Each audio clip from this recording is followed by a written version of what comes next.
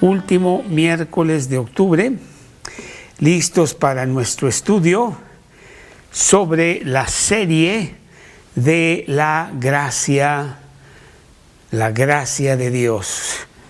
Maravilloso lo que hemos estado viendo en la gracia de Dios. Espero que todos tengan la liga. No sé si ya se las pasaron.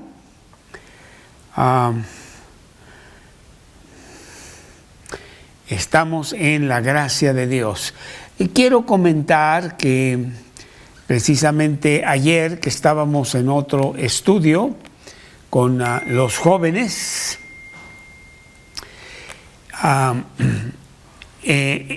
ponía énfasis en el segundo libro más importante. Obviamente el libro más importante es la Biblia y nosotros debemos de alimentarnos de la Biblia diariamente. Esta mañana yo estaba en el libro de Génesis, me estoy deleitando con la historia de José, el hijo de Jacob, que está recibiendo a sus hermanos allá en Egipto. José, el gran señor de la tierra, segundo de Faraón ahora, está recibiendo a sus hermanos que han ido a comprar alimento porque el hambre es muy grave en la tierra. Y José los recibe ásperamente, quiere enseñarles una lección a esta bola de granujas que se han portado mal durante muchos años, inclusive haber vendido al mismo José de esclavo para que fuese llevado de esclavo a Egipto.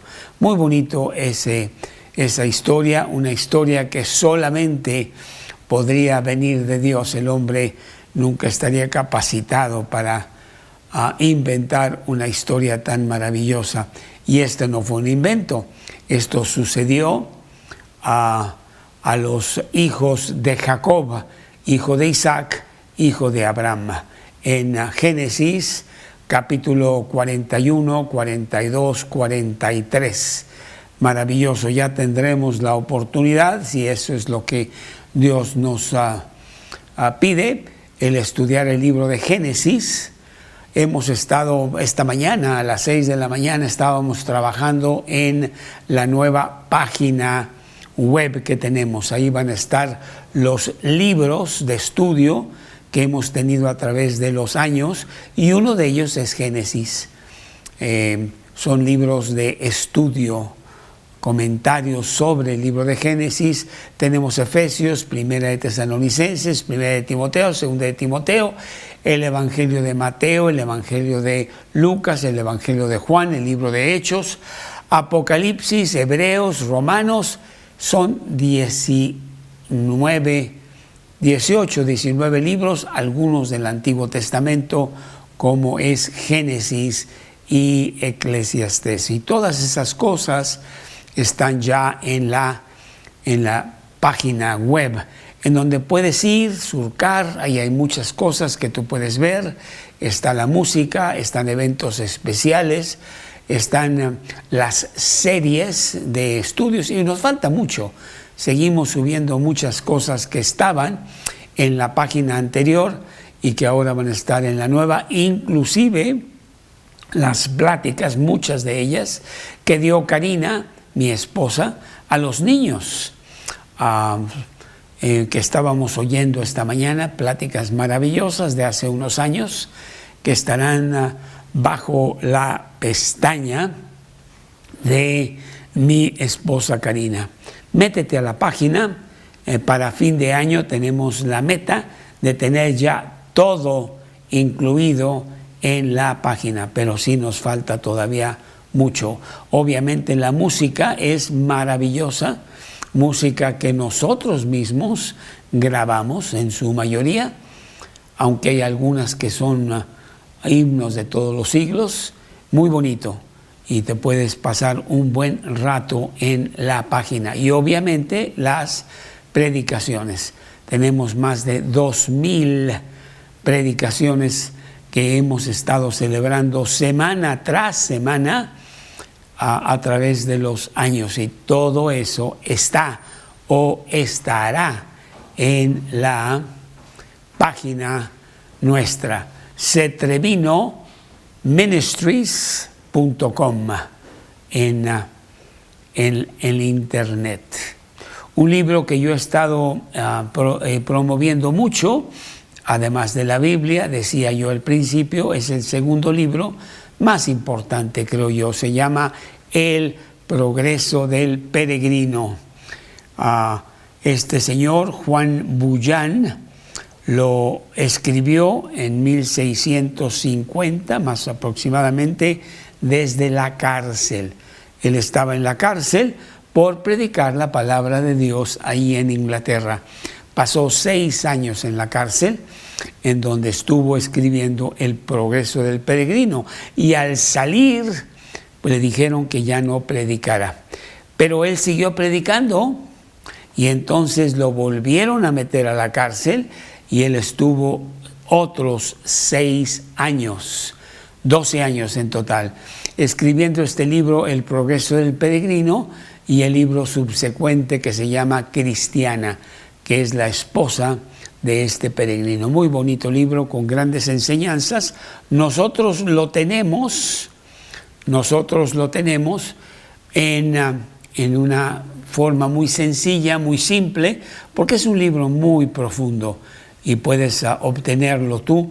Pero si quieres leer algo sencillo, algo no tan intenso, pero que lo puedes leer rápidamente, yo te recomiendo El progreso del peregrino, que está realmente en caricatura, realmente quizá a nuestro nivel, en caricatura, El progreso del peregrino, y lo puedes obtener aquí con nosotros. No sé cuánto cuesta, 120 pesos o no sé cuánto, pero aquí lo tenemos para que tú lo leas. Muy bonito libro y te lo recomiendo altamente. Tenemos estudios sobre el libro en forma del progreso del peregrino, que es el caminar cristiano, desde que sale de la ciudad de destrucción hasta que llega al cielo, pasando obviamente por la cruz, en donde peregrino se convierte en cristiano, y cristiano después llega al cielo. Su mujer se queda atrás, no quiere seguirlo, pero después ella y sus hijos en el segundo libro lo siguen, Cristiana, y también todas las aventuras que tuvo Cristiana, que son las aventuras que nosotros pasamos en este mundo, en nuestro peregrinaje al cielo. Muy bonito, te lo recomiendo mucho. Y bueno, pues seguimos orando fuertemente por las cosas que están pasando. Pensábamos que este virus ya estaba por caducar e irse a otro planeta, pero no es así, sino que se ha estado intensificando la transmisión de este virus, el COVID-19, y pues tenemos que tener cuidado, tu mascarilla todos los tiempos que sales, que no estás en casa, etcétera. Que Dios te cuide en tu salud. Hemos tenido muertes hoy en la mañana, me estaban informando de otra muerte, no la conozco la persona, pero Sergio, que es el que me ayuda en las cosas de la página, en donde estábamos trabajando esta mañana, me decía de esta muerte, de esta persona de 41 años, pastor, predicador de la palabra de Dios, que sucumbió ante el virus esta semana. Ya tenemos como más de 10 personas allegadas a nuestro grupo que han perdido la vida con este virus, y otras más, muchas más, que han sido contagiadas con el virus, pero han podido salir adelante según la gracia de Dios. Oremos mucho por este México, por este mundo. Dios está permitiendo esto para que el hombre quizá finalmente voltee a Dios, porque estamos como mundo muy, muy lejos de Dios.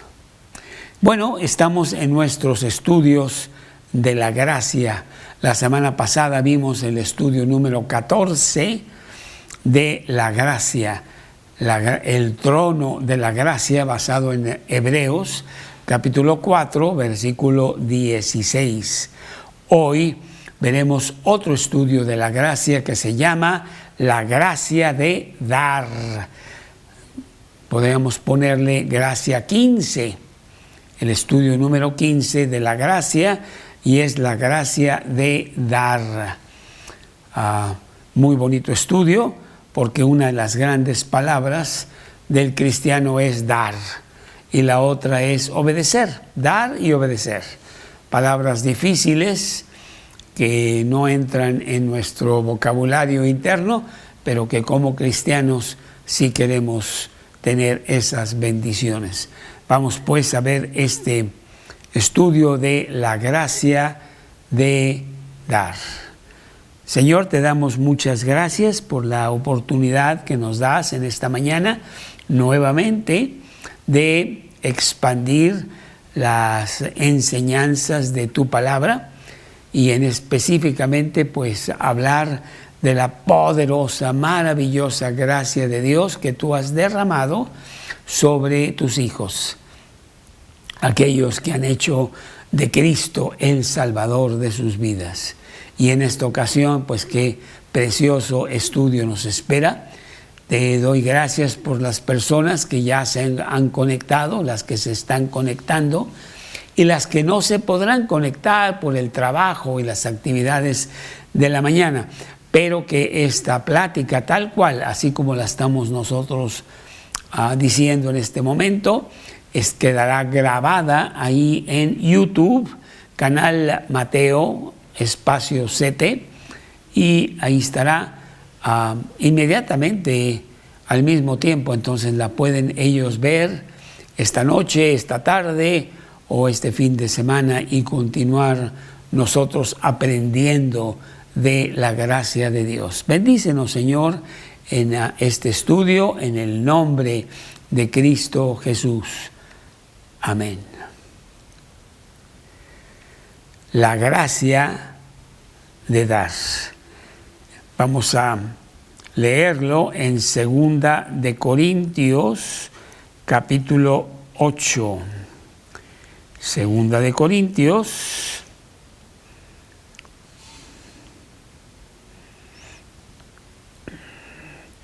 capítulo 8, en el versículo 1. Y vamos a estar viendo realmente varios versículos de este capítulo 2 de Corintios 8. Leemos el primer versículo, 2 de Corintios capítulo 8, versículo 1. Asimismo, hermanos, os hacemos saber la gracia de Dios que se ha dado a las iglesias de Macedonia. Bueno, ¿de qué está hablando Pablo? Lo vamos a ver en este estudio. La gracia de Dios se vuelve muy práctica cuando hablamos de dar. Una palabra muy corta, una palabra muy profunda, muy difícil de memorizar. Te la voy a deletrear. Es D de dedo, A de Alberto y R de Ramiro. Dar. Palabra que el cristiano empieza a poner en su vocabulario prioritario en cuanto conoce a Cristo como el Salvador de su vida.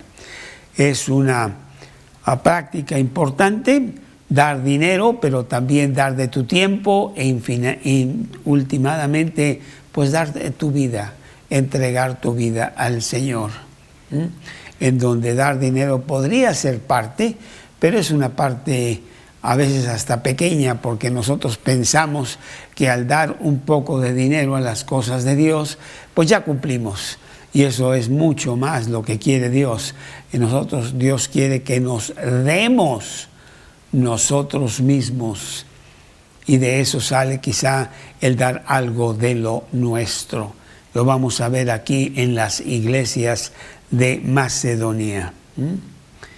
Bueno, ciertamente las causas espirituales tienen un costo material.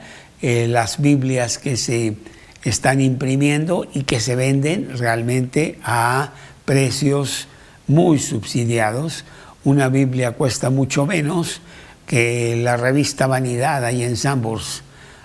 Y hay muchas clases de Biblia para letra grande y letra pequeña y letra de estudio, y además hay libros de la Biblia. Hay predicadores que viven del sustento que reciben de sus grupos para sustentar a sus familias. Hay misioneros por todo el mundo que han salido de su país para ir a predicar a otro país las buenas nuevas del Evangelio. Un ejemplo de ello pues es mi misma esposa Karina, que vino de un país extranjero a México a aprender español. Hay más difícil aprender las costumbres de los mexicanos, que a veces son muy difíciles de entender lógicamente. Ella lleva aquí ya muchos años, inclusive ella es ciudadana mexicana ahora, pero vino como misionera para predicar el Evangelio entre los mexicanos.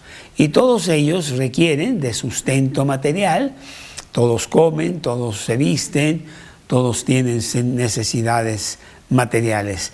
Y Dios quiere que nosotros tengamos la gracia de dar. Pero bueno, nosotros hemos oído muchas veces de dar como el gran gozo. Es mucho más dar que recibir. Creo que está en Hechos, capítulo 20, versículo 35. Déjame ver. Hechos 20,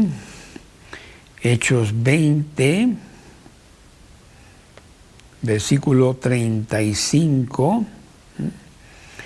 En Hechos 20, 35, en todo os he enseñado que trabajando así se debe ayudar a los necesitados y recordar las palabras del Señor Jesús que dijo: más bienaventurado es dar que recibir. Y bueno, tú lo has experimentado aún con tus propios hijos, que con mucho anhelo has comprado este regalo para su cumpleaños de tu hijo, para Navidad, que tu hijo tenga un regalo, y gran gozo entra a tu vida al dar ese regalo a tu hijo, de cuánto lo está disfrutando, de cuánto anhelo tenía el poder tener un regalo de esta índole, y te da mucho gozo. Entonces el dar está muy asociado con el gozo. Pero dar está asociado con gracia. La gracia de dar. Bueno, vamos a ver que esto así es.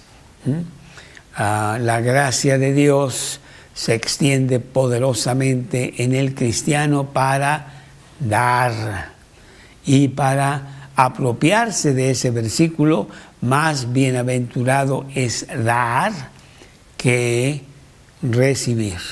Dar de tus cosas, dar de tu salud, dar de tu tiempo, dar tu vida misma, como muchos cristianos lo han hecho a través de los siglos. Entonces, pues vamos a ver que dar sí está asociado con la gracia de Dios. Y vamos a ver tres cosas que implican esto de la gracia de dar. Tres cosas. Número 1, dar es un privilegio. El dar es un privilegio porque nos hacemos socios con Dios para llevar el Evangelio a mucha gente. Nosotros somos accionistas en el trabajo de Dios. El porcentaje que Dios determina para ti conforme a cómo te ha prosperado y cuánto ha puesto en tu corazón de dar.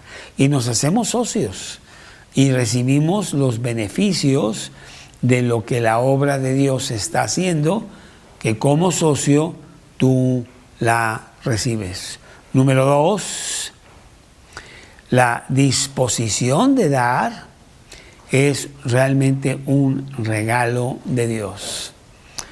Nosotros, egoístas por naturaleza, no daríamos nada a nadie, al contrario, que me den. Pero Dios cambia la disposición de tu corazón para ser una persona generosa y extenderte en el dar, como Cristo mismo lo hizo con nosotros. Lo vemos ahí en 2 de Corintios, en el capítulo 8 precisamente, 2 de Corintios, capítulo 8, creo que es el versículo 9. Así es, 2 de Corintios, capítulo 8, versículo 9. Porque ya conocéis la gracia, aquí está esta palabra, porque ya conocéis la gracia de nuestro Señor Jesucristo, que por amor a vosotros se hizo pobre, siendo rico, para que vosotros con su pobreza fueseis enriquecidos. El gran regalo de Dios de enriquecernos en el dar. Dios, dame la oportunidad de dar. Y Dios pone eso en tu corazón.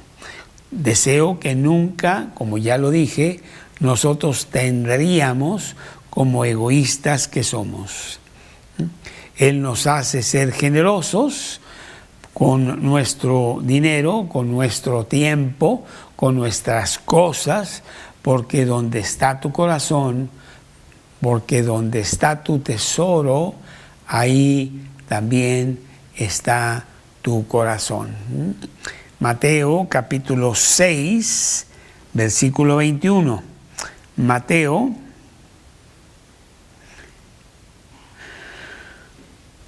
capítulo 6, versículo 21. Porque donde está vuestro tesoro, allí también estará vuestro corazón. ¿Cuántos de nosotros lo hemos hecho? Ir por una persona para traerla al estudio. Y ahí vamos con nuestro cochecito hasta no sé dónde, ¿verdad? Para que podamos traer a esta persona que tendría la excusa de que, ay, no tengo coche, no puedo ir, está muy lejos, está lloviendo, y ahí vamos nosotros. En el caso mío específico, pues yo te puedo decir que todos los martes a las 7 de la noche yo tenía estudios en Linda Vista, hace años, en la casa de una pareja, y lo hice por mucho tiempo, y Linda Vista no está a 3 cuadras de aquí. Y bueno, con el tráfico y todo, y la lluvia y no sé cuánto, inclusive llegué a pensar que a lo mejor me iban a pedir mi pasaporte porque estaba entrando ya en otro país, muy lejos. Pero era parte del dar, era parte de hacer las cosas de Dios. O pues recibir la llamada que es muy urgente, que tú vayas a verlo, no sé qué, y esta persona pues está hasta satélite y allá vas y se van a ver en un restaurante a las 3 de la tarde y tú con muchos problemas pues llegas a las 3:05, pero después esta persona no llega por esto, por lo otro, no sé qué, y tú dices, bueno, pues yo me di a Dios para ayudar en la obra de Dios, y esto pasó y no sé. Y bueno, muchas veces. O las idas a Costa Rica, que yo fui por muchos años, cada 6 semanas, para ser el predicador de un grupo allá en Costa Rica, en donde pues era sustancialmente algo fuerte de dar. Pero yo sabía que todo eso iba a ser en mi provecho, en mi beneficio, porque Dios ama al dador alegre. Entonces Dios te da el privilegio porque nos hace socios, número 1. Dios te da la disposición de dar, que realmente es un regalo de Dios. Y número 3, Dios te hace que tú des en una respuesta natural de gratitud a Dios por lo que tú has recibido. O si yo me pusiera a pensar que yo no hubiera venido a Cristo, que lo hice ya hace 43 años, y hubiera seguido un camino diferente, qué terrible hubiera sido mi vida. Pero ha sido una vida maravillosa, no sin problemas, no sin pruebas, pero muy, muy diferente con Cristo. Y entonces entra una gran gratitud hacia Dios. Dice Colosenses capítulo 3, versículo 16, sed agradecidos. Con Dios regularmente vamos: Dios, no me has dado esto, no me has dado aquello, ¿qué pasó? ¿Por qué le diste al otro, no me das a mí? Cuando yo, etcétera. En lugar de voltear la oración y decir: Dios, cuán agradecido estoy por las cosas que tú me has dado. Tú has extendido el dar hacia mí, y eso no tiene precio. ¿Cómo no voy a estar yo agradecido en el dar de lo que tú me has dado?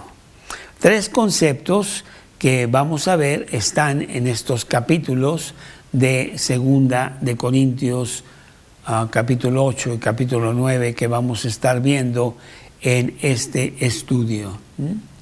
Bueno, no sé cómo está tu corazón en el dar y en el recibir. Si Dios ha empezado a cambiar tu corazón de recibir, una palabra muy larga, a dar, una palabra corta, práctica, sencilla, maravillosa, que Dios quiere que tú uses.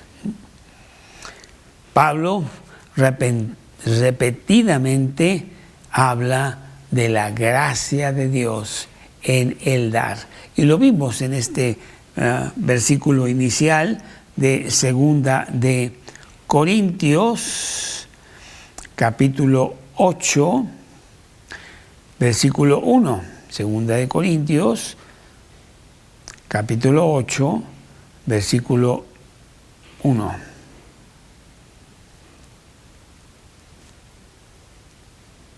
¿Qué pasa aquí? Ahí está. Asimismo, hermanos, os hacemos saber la gracia de Dios que se ha dado a las iglesias de Macedonia. Versículo 6, ahí mismo, en ese pasaje de 2 de Corintios 8. De manera que exhortamos a Tito para que tal como comenzó antes, asimismo acabe también entre vosotros esta obra de gracia. Por tanto, como en todo abundáis, en fe, en palabra, en ciencia, en toda solicitud y en vuestro amor para con nosotros, abundad también en esta gracia de dar. Macedonia estaba llamada a contribuir a las necesidades de los santos allá en Jerusalén. Acordémonos que en Corinto eran gentiles, no judíos, y los cristianos que estaban en Jerusalén mayormente eran judíos, pero habría una gran crisis económica en Jerusalén y se les está exhortando a que se pueda formar una colecta para Jerusalén. Capítulo 9, versículo 14, ahí mismo de Segunda de Corintios. Capítulo 9, Segunda de Corintios, capítulo 9, versículo 14. Asimismo, en la oración de ellos por vosotros, a quienes aman, a causa de la superabundante gracia de Dios en vosotros. Sí quiero decir que las iglesias en Macedonia eran iglesias materialmente pobres, económicamente abajo, pero la gracia de Dios en ellos era tal que daban y daban más allá de sus fuerzas. También aquí capítulo 9, versículos 8 y 9, que dice así. Bueno, desde el 6, Segunda de Corintios 9, 6. Pero esto digo, el que siembra escasamente, también segará escasamente, y el que siembra generosamente, generosamente también segará. Cada uno dé como propuso en su corazón, no con tristeza ni por necesidad, porque Dios ama al dador alegre. Y poderoso es Dios para hacer que abunde en vosotros toda gracia, a fin de que teniendo siempre en todas las cosas todo lo suficiente, abundéis para toda buena obra. Como está escrito, dio a los pobres, su justicia permanece para siempre. Quiero mencionar de pasada que aquí el versículo 9:7 dice que cada uno dé como propuso en su corazón, no el diezmo. Hemos oído mucho de esa palabra de el diezmo. El diezmo estaba instituido legalmente en Israel en el Antiguo Testamento. El diezmo era para el sustento de los sacerdotes y levitas que oficiaban para Dios en el templo. Inclusive esos levitas y sacerdotes también daban el diezmo del diezmo. Pero en el Nuevo Testamento no se habla nunca del diezmo. Se habla de que cada uno dé como propuso en su corazón. Y otra vez quiero recalcar que no necesariamente o exclusivamente se habla de dinero, sino de tu vida misma. Así es. Pablo vio una gran oportunidad entre los grupos de Macedonia y los grupos de Corinto, dada la crisis de hambre que había, para pasar enseñanza sobre este tema importante de dar. Había un gran hambre que azotaba la región. Los cristianos de Jerusalén estaban sufriendo mucho y los grupos de Pablo participarían conforme a Pablo les enseñó que lo hicieran en este proyecto de ayudar a Jerusalén. Lo empezó en Galacia, allá cuando su primer viaje misionero ya estaba instituyendo esa doctrina de dar. Gálatas, Primera de Corintios, capítulo 16, versículo 1. 16:1. En cuanto a la ofrenda para los santos, haced vosotros también de la manera que ordené en las iglesias de Galacia. Vamos a ayudarnos unos a otros y en este momento tú tienes el privilegio de dar. Y en las iglesias de Macedonia, pues también se estaba tratando de inculcar esta palabra profunda que causa muchas veces confusión, principalmente entre personas que materialmente pues son ofendidas cuando se les pide que aprendan a dar, pensando que ese es el motivo de la predicación. Ya sé por qué se dedica con tanta fuerza y con tanto entusiasmo y con tanto tiempo a la predicación. Claro, vende Biblias. Y ahí está el ganchito, ¿no? Y entonces, pues sí vendemos Biblias y libros como El Progreso del Peregrino. Creo que este mes vendimos 3 libros del Progreso del Peregrino, y si lo ponemos a 120 pesos, pues estamos hablando de un poquito más de 300 pesos en el mes. Y tuvimos que pagar el libro, entonces no crees tú que hubo tal ganancia. No, el hombre de Dios no está metido en ganancias injustas, menos usando el Evangelio para ello. Terrible blasfemia que eso es, sino que el predicador sí está obligado a hablar del tema y a enseñar a las personas a dar, para que ellas son las que sean bendecidas, porque dando es como nosotros somos bendecidos, y no dejando esa enseñanza atrás por miedo, por confusión, por mala interpretación, y luego nunca hablar de eso. Pues no, Señor. Dios lo instituyó en el Antiguo Testamento como algo obligatorio. Dios lo pone en el Nuevo Testamento como algo privilegiado, realmente. ¿Sí? Muy bien. Entonces, él quiere aprovechar esta gran hambre que hay, y el problema era que los corintios sí se habían comprometido a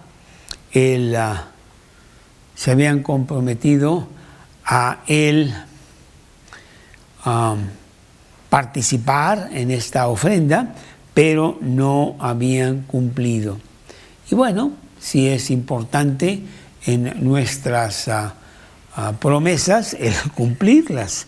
Allí en Eclesiastés, déjame ver, creo que es el capítulo 5 de Eclesiastés, dice, déjame ver, pero creo que dice así, Eclesiastés, a ver, déjame ver si es el capítulo 5.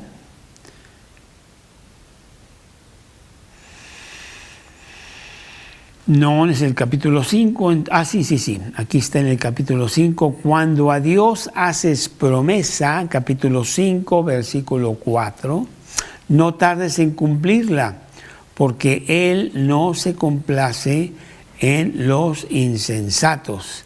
Cumple lo que prometes. Mejor es que no prometas y no que prometas y no cumplas. Bueno, los corintios no habían leído estos versículos y no estaban cumpliendo. Pablo manda a Tito, uno de sus soldados de Cristo, y a otros 2 creyentes para recibir la ofrenda que van a llevar a Jerusalén. Y escribe para asegurarse que los corintios la tengan lista para cuando llegue Tito y sus compañeros. Ahora, ¿cómo es que Pablo hizo que los corintios fuesen motivados a dar?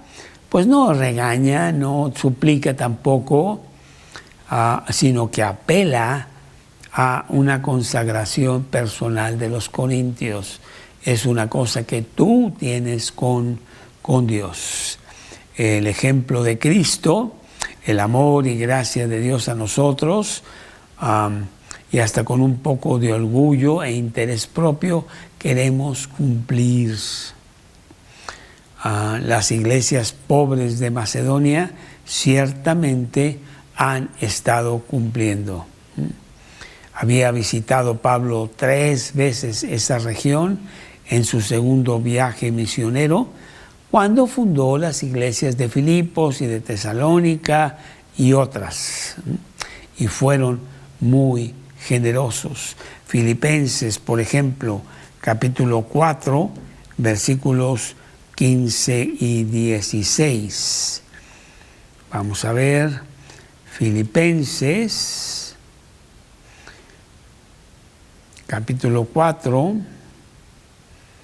15 y 16. ¿Sabéis también vosotros, oh filipenses? Ahí en Filipenses capítulo 4, versículo 15. ¿Sabéis también vosotros, oh filipenses, que al principio de la predicación del Evangelio, cuando partí de Macedonia, ninguna iglesia participó conmigo en razón de dar y recibir, sino vosotros solos? Pues a una Tesalónica me enviasteis una y otra vez para mis necesidades. Pablo no estaba pidiendo dinero para él prefería trabajar y de esa manera sustentarse y predicar el Evangelio para que no dijeran que él predicaba el Evangelio para ganar mucho dinero. Pero sí predicaba dando la instrucción de la doctrina de dar y para que se diera a otros. Sin embargo, los filipenses, creo que fue el primer grupo que envió una ofrenda a Pablo, y los filipenses sí estaban dispuestos a ser muy generosos con Pablo, muy agradecidos con él por las cosas que Pablo había y estaba haciendo en el grupo de Filipos. Y a través de este ejemplo, pues motiva a otros a que hagan lo mismo. Y usa a Macedonia, a los filipenses, a Tesalónica. Miren lo que ellos hacen, pues hagan ustedes lo mismo para que tengan las mismas grandes bendiciones. ¿Tú quieres tener muchas bendiciones? Date de ti mismo, date de ti misma a las cosas de Dios. Y tú verás que Dios no le debe a nadie, sino que paga amplios dividendos de muchas maneras. Bueno, veamos aquí qué fue lo que enseñó Pablo a través de este ejemplo de los macedonios, que eran estos grupos de Filipos, de Tesalónica, etc. Un grupo grande, pero pobre. Corinto, por otro lado, era un grupo próspero. La ciudad de Corinto era como Nueva York el día de hoy, de mucha actividad, muy próspera, muy cosmopolita y con muchas facilidades monetarias en comparación. Pero los macedonios eran los que estaban poniendo el ejemplo. Y Dios usa a Pablo para que él a su vez lo haga saber allá en Corinto. Segunda de Corintios, capítulo 8, versículo 2. Bueno, vamos a través desde el 1 para que lo entendamos bien. Asimismo, hermanos, hacemos saber la gracia de Dios que se ha dado a las iglesias de Macedonia, les dice a los corintios, que en grande prueba de tribulación, la abundancia de su gozo, su profunda pobreza, abundaron en riquezas de su generosidad. Bueno, esta enseñanza que Dios quiere poner en los Corintios acerca de lo que está pasando en Macedonia tiene 3 elementos. El primer elemento, dice aquí el versículo, que ellos están en grande prueba de tribulación. Puedes poner ahí número 1, severa prueba. No sabemos qué clase de prueba dura estaban pasando los macedonios. Podría ser persecución o pobreza o etcétera. Lo que fuera, no importa. la enseñanza está de que son circunstancias ideales de predicar. Cuando nosotros estamos en severa prueba es cuando se ve nuestro cristianismo en toda su fuerza. Y no es extraño que esto sea un factor importante de generosidad. La tensión en las pruebas severas pues nos lleva a concentrarnos en la prueba misma y no en las necesidades de otros, a menos que haya un cristianismo fuerte, maduro, que haga lo contrario.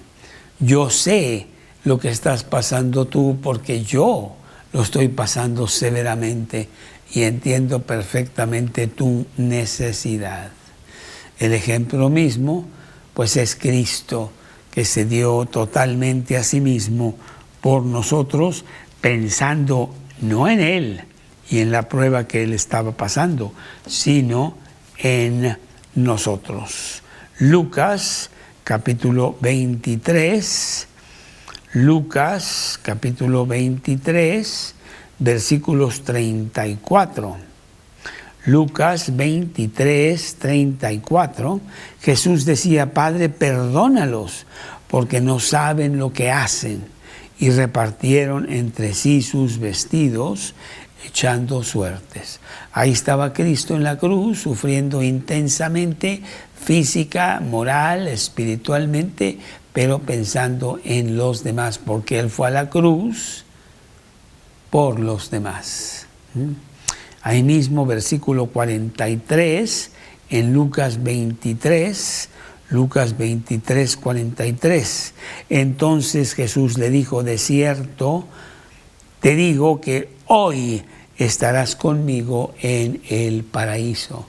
Le dice a uno de los ladrones que sí estaba viendo un gran testimonio en Jesús, y le dice en el versículo anterior: acuérdate de mí cuando vengas en tu reino. Entonces Jesús le dijo: de cierto te digo que hoy estarás conmigo en el paraíso. Entonces las severas pruebas nos muestran qué tan grande es nuestro cristianismo, porque podemos ser muy cristianos viendo en la televisión o en la computadora el estudio del día de hoy, qué bonito, maravilloso, pero realmente tu cristianismo se ve en toda intensidad cuando tú pasas por severas pruebas. Y ahí ves dónde estás tú en tu nivel cristiano. Número 2, gozo profundo. Dice aquí también el versículo de 2 de Corintios 8:2, 2 de Corintios 8:2, dice que en grande prueba de tribulación, número 1, la abundancia de su gozo. Ellos estaban muy gozosos, aún en la tribulación, aún con los problemas fuertes que estaban teniendo. ¿En qué se gozaban los macedonios? Bueno, pues la verdad tampoco sabemos qué es lo que estaba pasando. Ciertamente podemos hablar de su salvación, las buenas nuevas de que ellos tienen su cielo asegurado al hacer de Cristo el Señor y Salvador de sus vidas. Por ejemplo, Primera de Tesalonicenses 1:6, Primera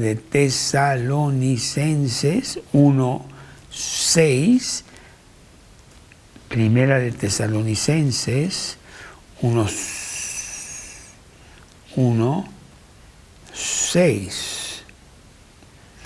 Vosotros vinisteis a ser imitadores de nosotros y del Señor, recibiendo la palabra en medio de gran tribulación, con gozo en el Espíritu Santo. Los tesalonicenses eran de Macedonia y realmente eran un grupo bastante pobre, llena lleno de gozo. Primera de Tesalonicenses, capítulo 2, Primera de Tesalonicenses, capítulo 2, versículo 19. Porque ¿cuál es vuestra esperanza? Porque ¿cuál es nuestra esperanza, o gozo, o corona, de que me gloríe? ¿No lo sois vosotros delante de nuestro Señor Jesucristo en su venida? Vosotros sois nuestra gloria y gozo. Los tesalonicenses eran un grupo maravilloso que estaba creciendo poderosamente en las cosas de Dios, a pesar de ser muy pobre. Y Pablo estaba muy, muy contento con lo que estaba pasando en Tesalónica. Podemos ir aquí al capítulo 1 de Primera de Tesalonicenses, empezando en el versículo 2 de Primera de Tesalonicenses, capítulo 1, versículo 2. Damos siempre gracias a Dios por todos vosotros, haciendo memoria de vosotros en nuestras oraciones, acordándonos sin cesar delante del Dios y Padre nuestro, de la obra de vuestra fe, del trabajo de vuestro amor y de vuestra constancia en la esperanza en nuestro Señor Jesucristo, porque conocemos, hermanos amados de Dios, vuestra elección, pues nuestro evangelio no llegó a vosotros en palabras solamente, sino también en poder, en el Espíritu Santo y en plena certidumbre, como bien sabéis cuáles fuimos entre vosotros por amor de vosotros. Y vosotros vinisteis a ser imitadores de nosotros y del Señor, recibiendo la palabra en medio de gran tribulación con gozo del Espíritu Santo, de tal manera que habéis sido ejemplo a todos los de Macedonia y de Acaya que han creído. Sí, era un grupo muy fuerte en Cristo, pero pobre económicamente, no importa, estaban llenos de Dios. Eso es lo que quería él, pasar la enseñanza ahí a los de Corinto, que estaban un poco atrasados en su cristianismo. Todo cristiano debe de estar gozoso. Dice Primera de Tesalonicenses 5:16, estad siempre gozosos. ¿Cómo? ¿Siempre? Siempre. Oye, pero tengo 1000 problemas. Siempre. Porque esos son de Dios y son para tu enseñanza. Estad siempre gozosos. Una marca indistinguible del cristiano.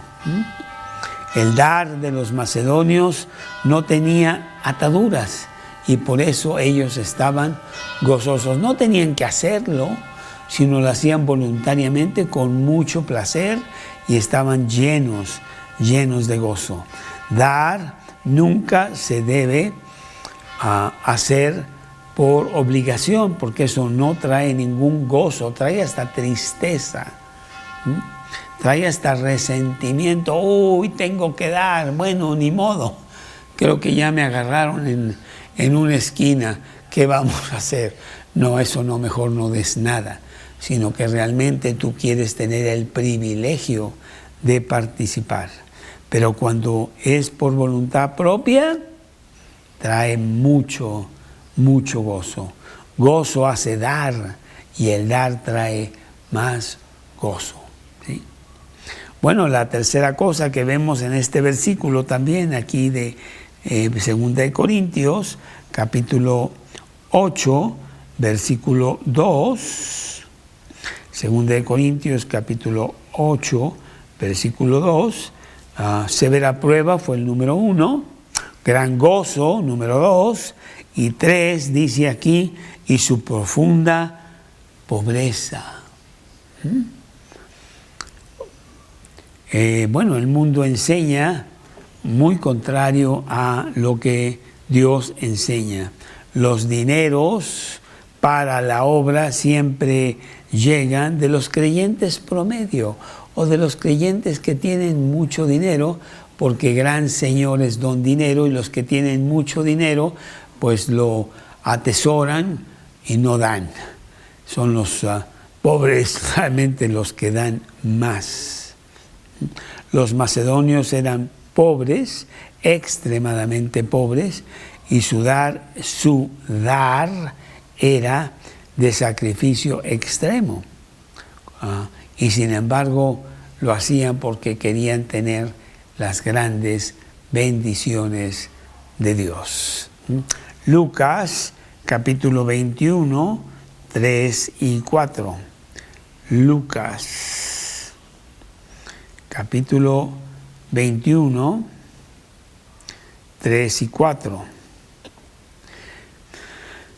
Jesús dijo: en verdad os digo que esta viuda pobre echó más que todos, porque todos aquellos echaron para las ofrendas de Dios de lo que les sobra, mas esta de su pobreza echó todo su sustento, todo el sustento que tenía. Bueno, pues esto también lo veo frecuentemente, que hay personas que tienen poco y dan mucho, y hay personas que tienen mucho y dan poco, y hay personas que no dan, pero es una decisión personal de cada uno. Yo usar mi coche, ahora que está lloviendo, a ir por aquella persona allá para traerla al estudio, cuando en realidad no quiere venir, pero le voy a insistir, pero no, yo creo que hoy no, mejor daré otro día. Y no van y pierden la bendición. Bueno, pues estos elementos de fórmula maravillosa para que tú tengas grandes bendiciones.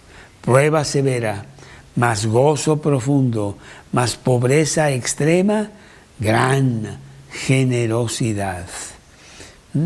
Y bueno, es que así también debemos de ver que la aritmética de Dios es muy diferente a la aritmética del mundo. Precisamente en otro estudio yo le preguntaba a una de las personas que estaba ahí escuchando el estudio y que sé que es un gran matemático, y le dije: a ver, te voy a poner una pregunta difícil, a ver si qué tal estás en matemáticas. Tú tienes 2 y tú das 1, ¿cuánto te queda? Y bueno, hizo sus cálculos, sacó su computadora y después de unos minutos me dijo: creo que me queda 1, exactamente. Pero en la aritmética de Dios tú tienes 2 y das 1, ¿cuánto te queda? Pues no es 1, es 5 o es 8 o es 10, porque Dios da abundantemente. Y esa es la manera como es la aritmética de Él. Es la gracia de dar, y así funciona. Primera de Timoteo,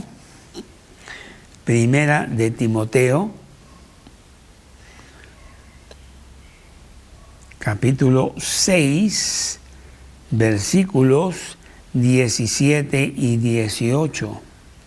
Primera de Timoteo, capítulo 6, versículos 17 y 18. A los ricos de este siglo, y aquí me quiero parar, a los ricos de este siglo. Estos versículos se refieren a los ricos de esta época. Híjole, entonces este versículo no es para mí, porque yo no soy rico. Bueno, depende también cómo quieres tú definir la palabra rico. En realidad, para Dios, la palabra rico es el tener más de lo que necesitas. ¿Tienes comida? ¿Tienes abrigo?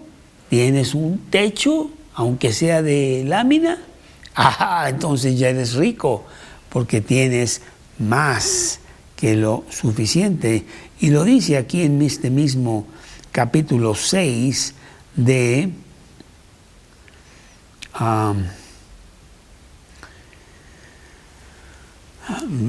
capítulo 6, versículo 8, así que teniendo sustento y abrigo, estemos contentos con esto. Cualquiera que tenga un poco más de sustento y abrigo ya es rico. Entonces, pues este versículo sí se aplica a ti y se aplica a mí, a los ricos de este siglo. Manda que no sean altivos, ni pongan la esperanza en las riquezas, las cuales son inciertas, sino en el Dios vivo que nos da todas las cosas en abundancia para que las disfrutemos.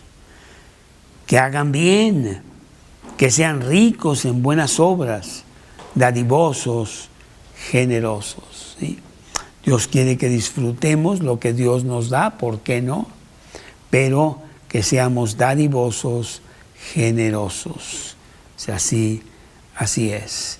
Entonces, pues es la gracia de dar. Y bueno, el secreto de esta gran bendición lo podemos leer en ese pasaje que estamos viendo de 2 de Corintios, capítulo 8. 2 de Corintios, capítulo 8, leyendo ahora sí un poco más de los versículos. Estábamos en el versículo 2, 2 de Corintios, capítulo 8, versículo, vamos a leer el 3. Pidiéndonos con muchos ruegos que les concediésemos el privilegio de participar en este servicio para los santos.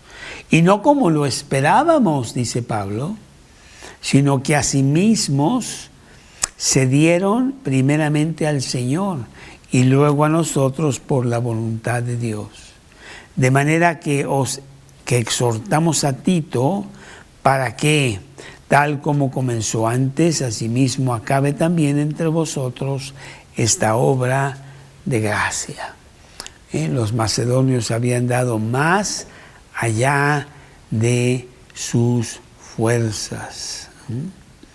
Han dado conforme a sus fuerzas y aún más allá de sus fuerzas. Primero se dieron al Señor, porque ese es el secreto.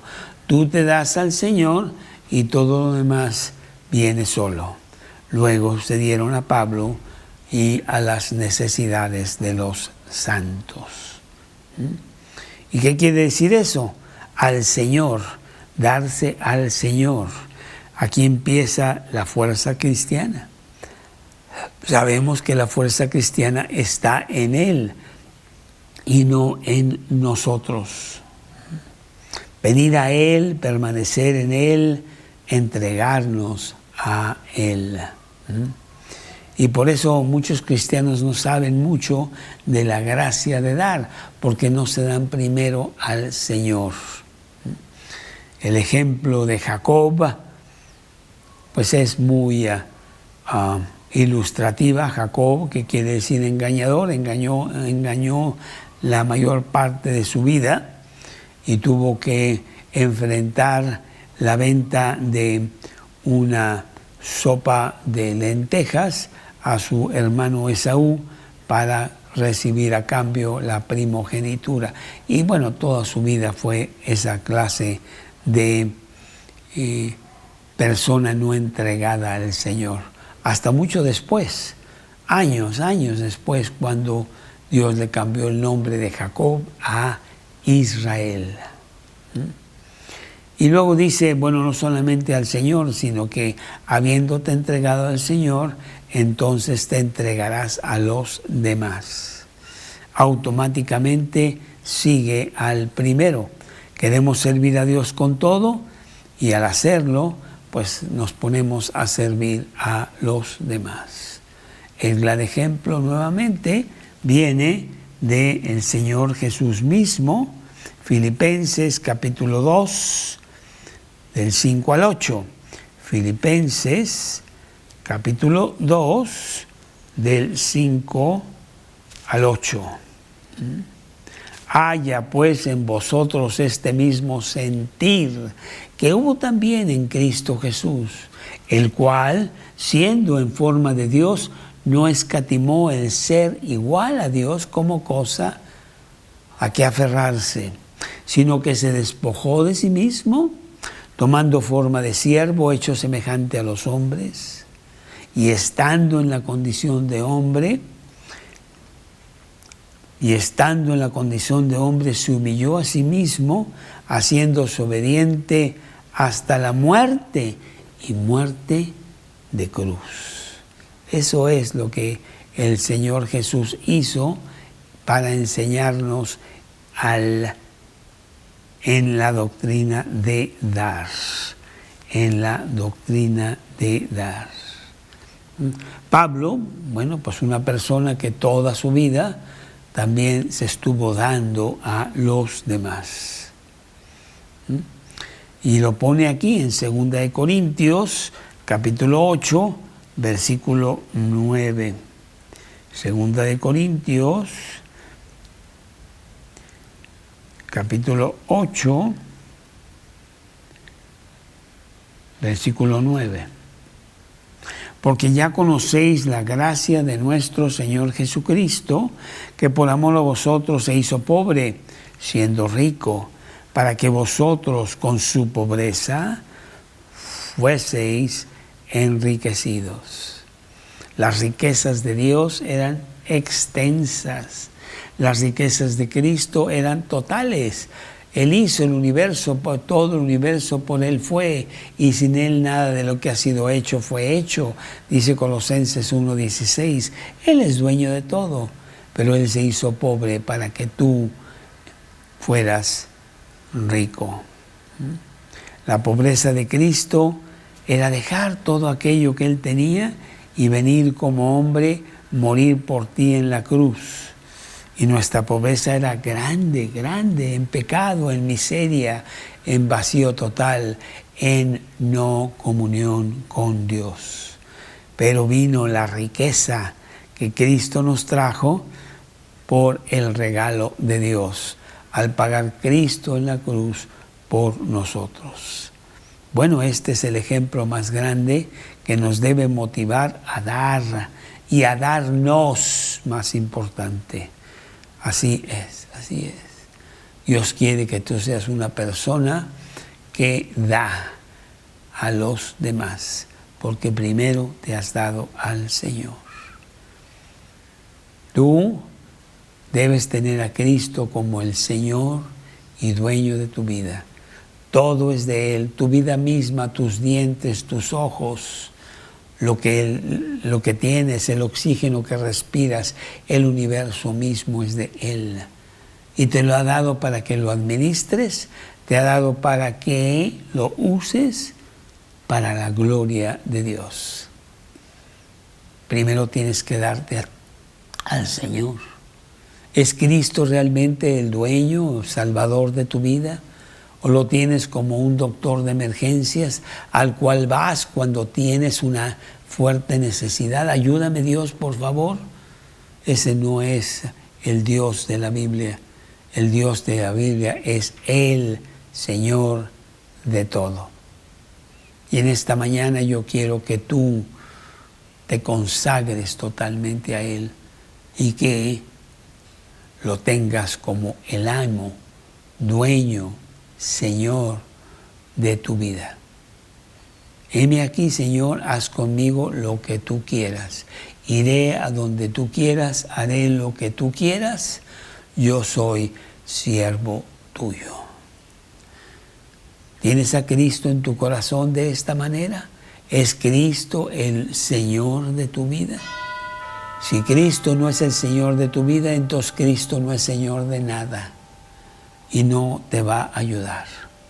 Que Él realmente sea la motivación de tu vida, que sea la prioridad única de tu existencia. Todo lo demás viene por añadidura, ¿eh?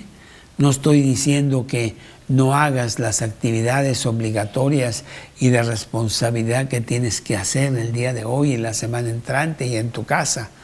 No, sino que lo pongas a Él como número uno.